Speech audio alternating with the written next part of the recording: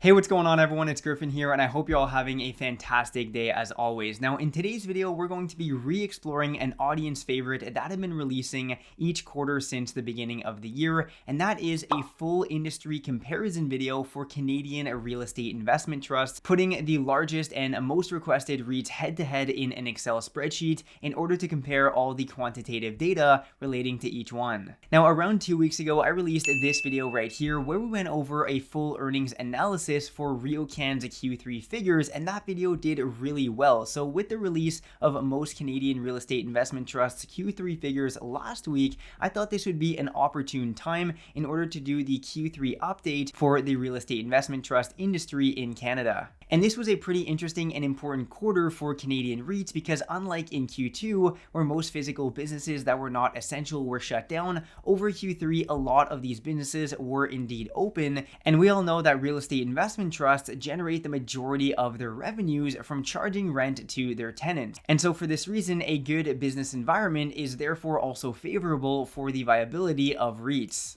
In this video, we'll be covering how this has impacted the REITs revenues and other financial figures and ratio. So if you enjoy this video at any point in time, please take 2 seconds to drop a like. It really helps the channel out, and also consider subscribing and hitting the bell button to be notified whenever I release new and upcoming investing content. With that said, let's jump right into the Excel spreadsheet. Alright, so here we are on the Excel spreadsheet where I've put head-to-head 8 of the most requested and top Canadian real estate investment trusts, each separated into a separate column. So just like with the Q1 and Q2 versions of this REIT industry comparison video, let's first go over some preliminary information. So first of all of the information held within this spreadsheet is in millions of dollars as of September 30th, 2020, meaning the third quarter of the year. And in terms of the millions of dollars, you basically have to add 3 zeros to the end of each one of these numbers, excluding all percentages as well as per share figures. In addition to this, I've divided up the information into a couple of different sections here. The first one being the actual price point of each real estate investment trust. The second one, the revenues as well as net operating income and net income,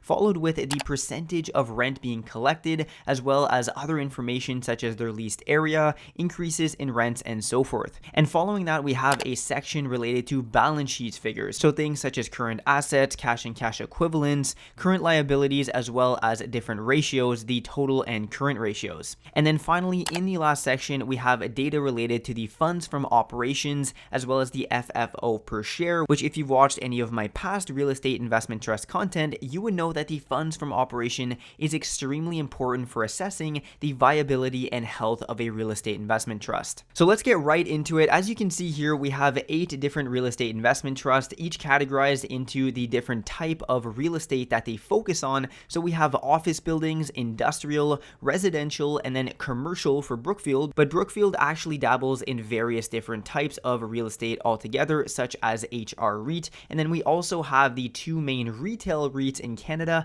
being RioCan and SmartCentres. And also, if you want to follow along at home with your own version of this Excel sheet, I've left a link down in the description where you can actually download the sheet for yourself and do what you want with it. Alright, so starting with the left column and then moving on over to the right, we're going to start with Allied Properties, ticker symbol ap.un. So this is a real estate investment trust that's actually done pretty poorly over the 2020 calendar year, still down 35.35% at the time of filming this video for a current yield of 4.25%, which is still pretty nice. But what's going on with Allied Properties? If you used to watch my real estate investment trust content from around 6 to 9 months ago, I used to talk about Allied Properties all the time because, to be honest, this was a really good and financially strong real estate investment trust. The issue with this trust is that they operate mainly in office buildings, and as a result of this entire pandemic and the virus sending people to work at home, this was really a black swan event that highly impacted Allied Properties. It really seems like investors' optimism is at all-time lows for this real estate investment trust. That stock price has just continued trickling down each and every month. Following Allied Properties, we have Dream Industrial REIT, which I've actually never spoken about on the channel before, but I've included it in this one because industrial REITs are faring quite well amidst this pandemic because industrial real estate is always going to be in demand. So this REIT is still down 11.93% from the February peak for a current yield of 5.58%. Granite REIT is also one of my favorites here, and it happens to be up 4.39%. The reason why this is negative is because, well, this means that it has actually exceeded the February peak.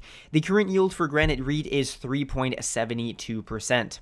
Now, I'm not going to go through every single number for each one of these because we'd be here for like an hour, so I'm just going to breeze through here.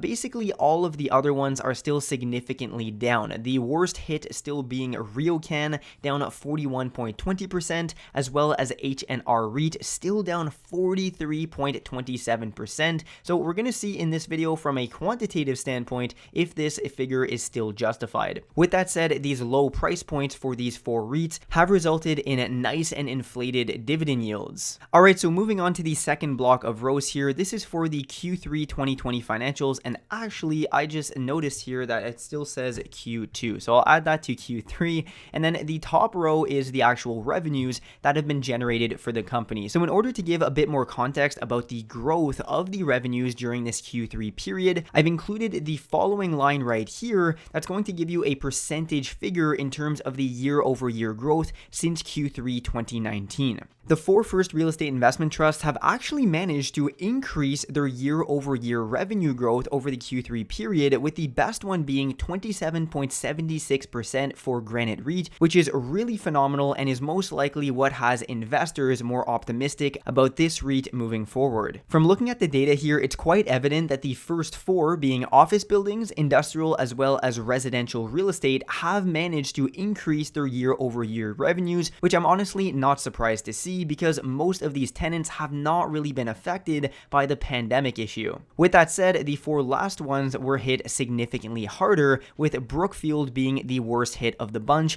at negative 18.89% since Q3 2019. And I'd also just like to mention here that the numbers for Brookfield exclusively are in US dollars. So even though Brookfield has by far the largest quarterly revenues of the entire 8 here, their year-over-year growth is down almost 19%. This is also the only REIT of the bunch that has a negative net income of negative 229 million. Now, in terms of retail, we're still seeing that RioCan is down roughly 15% year over year, but actually the revenues from Q3 are significantly higher than Q2 as a result of their overall effort at working in parallel with their tenant base. If you want more context around RioCan specifically, then I'd highly recommend that you tune in to the specific RioCan Q3 earnings analysis video that I'm overlaying on screen right now. And finally, the last one that I want to cover is H&R REIT, which a lot of people were asking me about. So their year-over-year revenue is only down around 3.5%, and this is pretty much as a result of their diversified portfolio of real estate properties,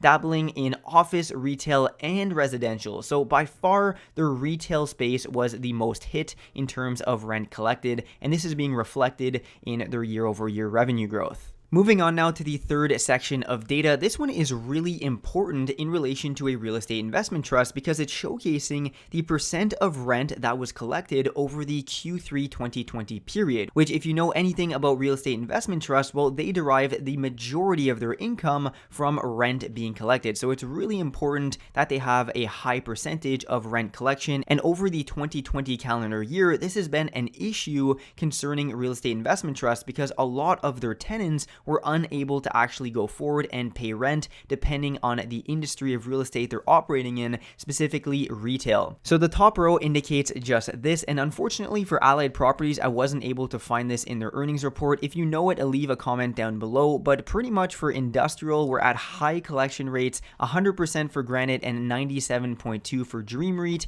99% for the residential Cap REIT, and then interestingly for Brookfield, which was the hardest hit in terms of year-over-year revenue growth over Q3, well, they managed to generate 96% of their rent from the office portion of their portfolio, while only 69% of their retail portfolio. So something's obviously going wrong in terms of Brookfield's retail portfolio, because in contrast to this, we have, say, RioCan and even Smart Centers, even though it's a bit lower, that have their rental collection in the high 80s to low 90s range, which is significantly higher than over the Q2 period. And then finally, we have 93% collection for H&R REIT, mostly as a result, I would say here, from their office and residential portion of the portfolio, but even retail, depending on their properties in question, could potentially have a high rental collection rate. Now, the next row showcases the increases in rents that these REITs managed to accomplish for maturing rental lease terms. So Allied Properties actually had the best here at an increase of 19.3% for new lease terms that were signed over the quarter, which is really substantial. And even though I wasn't able to go ahead and get these figures for each one of the REITs, well, for the most part, they're actually pretty nice and healthy at 9.2, 7, 4.6, and 3.4% increases. Obviously, increases in rents is very positive to see for real estate investment trusts because their fixed and variable expenses continue going up also, in addition to the fact that right now they are having difficulty, depending on the REIT in question, to collect all of their rents. So it's really going to be necessary for them to continue raising their rents year over year in order to maintain increasing revenues as well as funds from operation figures. Following this row, we have the acquisition of properties. So this is a row that I decided to include in order to showcase whether or not these REITs in question were actually being proactive in acquiring more properties or not. So for some of them, this information was missing, but what's interesting here is that most of these REITs were actually out purchasing more property. For example, Granite REIT purchased $560 million worth of new property over the quarter,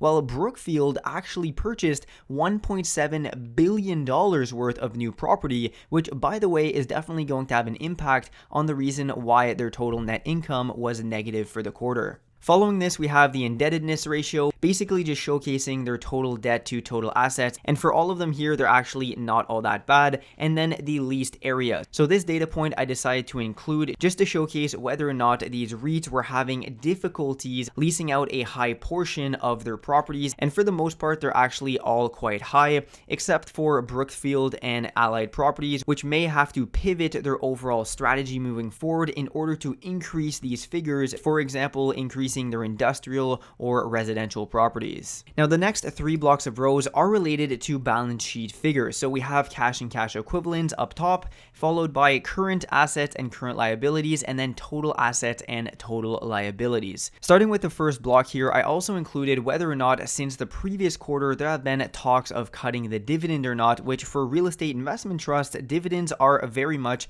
an attractive factor in investing in a REIT in the first place. So the only one that had a talk of cutting the dividend was H&R REIT, but that already happened over Q2 where they cut the dividend by 50%. So there haven't been any additional talks of cutting their dividend. For every single one of these REITs, they managed to either maintain or even increase their dividend payments over the quarter. Now, in terms of current assets and current liabilities, these pretty much all have a current ratio that's below 1. In terms of their total assets and liabilities, however, their total ratios are all pretty much above 2, which is very nice to see, except Brookfield and H&R REIT, which are just below 2. Keep in mind that it is also very typical for a real estate investment trust to carry much higher levels of debt than traditional companies because they utilize mortgage debt extensively in order to finance their buildings, which are the cornerstone of their operations. Pretty much across the board here, their total assets have remained intact and have also increased in relation to Q2 because over the Q2 period, most of these REITs suffered a significant paper loss in terms of the net market value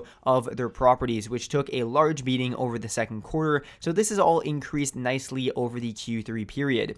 Now, just as a side note, something that I found really interesting, man, look at Brookfield here at over $100 billion worth of assets. That's pretty insane. And this now brings us to the funds from operations, or acronym FFO row of the last block of data, where the funds from operation, if you've watched any of my previous videos related to real estate investment trusts, you would know that this is a more significant and accurate way of determining the overall health and sustainability of a REIT. This really just gives us the overall funds that the REIT has generated from their operations exclusively, meaning the rent that they've collected from their tenants. It's always important and nice to see an increasing funds from operation quarter over quarter and year over year. I then also included the FFO per share as well as distributions per share in order to give us the dividend distributions to funds from operations ratio, which is basically the same thing as the dividend payout ratio for a typical REIT, because giving us a dividend payout ratio based on the net income is not really accurate for a real estate investment trust. Typically speaking, most REITs want to keep their distributions to FFO below 80%. So as we can see, Allied Properties as well as Granite REIT, Cap REIT, and then Smart Centers and H&R REIT are still in the green for this metric. Where we're starting to see some problems is RioCan, which is a bit above their target distributions to FFO. But again, to gain more information about RioCan, I would highly suggest you watch the full standalone Q3 earnings analysis video. The worst of the bunch is by far Brookfield at 230%. So with everything that we just covered here, which ones do I think pose the best opportunities? Well, first and foremost, it's really unfortunate that Allied Properties has had such issues over the 2020 year, because before the pandemic, this was a really strong company that was posting great revenue increases year over year, but they've really ran into some hiccups with everyone working at home and investor optimism towards office buildings somewhat low. So they still have a nice current yield, but unless they're able to really turn their overall strategy around, this could kind of be a losing battle at this point, in my opinion. I personally sold out of the stock months ago in order to retain some of my value. Granite REIT is always one of my favorites. They operate in industrials, and even though their current price point is above their February peak, well, this really doesn't matter to me because they still post a nice current yield and they're increasing all of their figures quarter over quarter and year over year. So this is really a REIT here that's going to post very nice increases over the next 5 to 10 years, in my opinion. Now, personally, I'm also a fan of RioCan for their high dividend distributions at now 8.83%. If you would have gotten in on the stock a couple weeks back, this was approaching the 10% range. And even though they operate in retail, over above 75 or 80%-ish of their overall portfolio is focused on essential businesses like grocery stores, pharmacies, etc. that remain open regardless of a pandemic situation. I would also say here that H&R REIT is really seeing a beating that is not really all that justified, in my opinion, based on everything that we just looked at. Yes, they did cut their dividend by 50% over the Q2 period, but that is in the past now, and they still have a very nice dividend yield, and the fact that their stock is still down 43% since the February peak, I think this is somewhat unjustified based on the fact that they have a diversified portfolio in office, retail, and residential, and moving forward, they're most likely going to continue venturing on into office and residential more aggressively.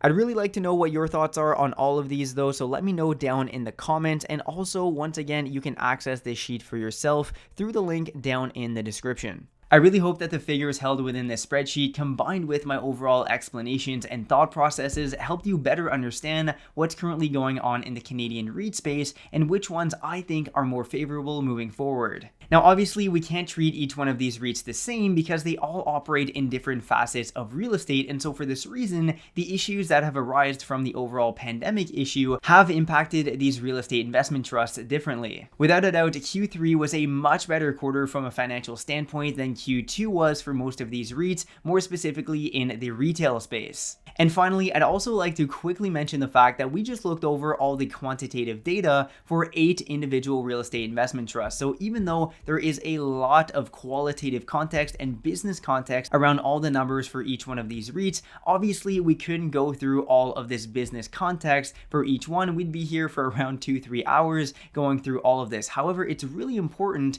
that based on this video, the REITs that you believe are most interesting from an investment standpoint, you go ahead and conduct some further overall research about each one. So with all that said, what are your current thoughts on the Canadian REIT industry, as well as which ones do you think are most attractive from an investment standpoint? I'd love to know your thoughts, so make sure to let me know down in the comments. And if you enjoyed this video, please take 2 seconds to drop a like. It really helps the channel out. Now, if you'd like to learn more about real estate investment trust as well as investing in general, then make sure to subscribe to the channel and hit the bell button to be notified whenever I release new and upcoming content. So on that note, thanks a lot for watching today's REIT industry video, and I'll see you in the next one.